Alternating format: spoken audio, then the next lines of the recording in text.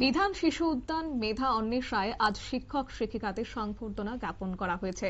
অবশ্য আজ বাণী বিদ্যাপীঠ স্কুলে আয়োজন করা হয় এবং শিশু উদ্যান মেধা অন্বেষা মঞ্চে শিক্ষক সম্মাননা 2025 অনুষ্ঠিত হয়েছে।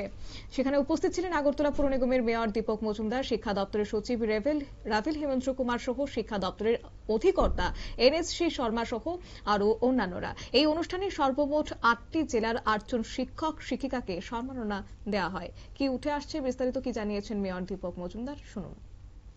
ধন্যবাদ।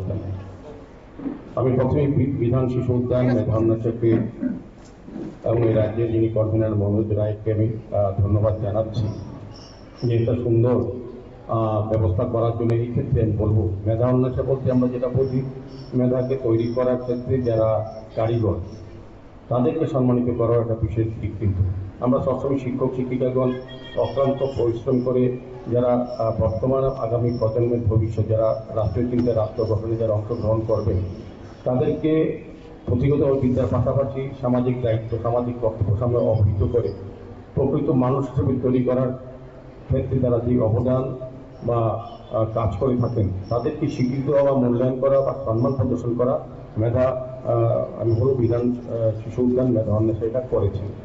তো আমি বলবো এখানে আমাদের সেক্রেটারি সাহেব অনেককে বলেছেন। আপনারা শুনলেন মেয়র দীপক মজুমদারের বক্তব্য। এদিন অবশ্য উপস্থিত ছিলেন শিক্ষা দপ্তরের অধিকর্তা NC শর্মা। এদিন অতিথিরা জানিয়েছেন যে শিক্ষকরাই সমাজ গঠনের মূল স্তম্ভ। তাদের অবদানের স্বীকৃতি ভবিষ্যৎ প্রজন্মকে আরো শিক্ষিত ও সচেতন করতে সাহায্য করবে। সর্বোপরি শিক্ষকদের হাতে ধরে রাজ্যের শিক্ষা ব্যবস্থাকে যেন আরো উচ্চ স্তরে পৌঁছানো যায়, সেটাই হচ্ছে মূল লক্ষ্য। নিয়ে নিচ্ছে ছোট্ট একটি বিজ্ঞাপন বিরতি, সঙ্গে থাকুন।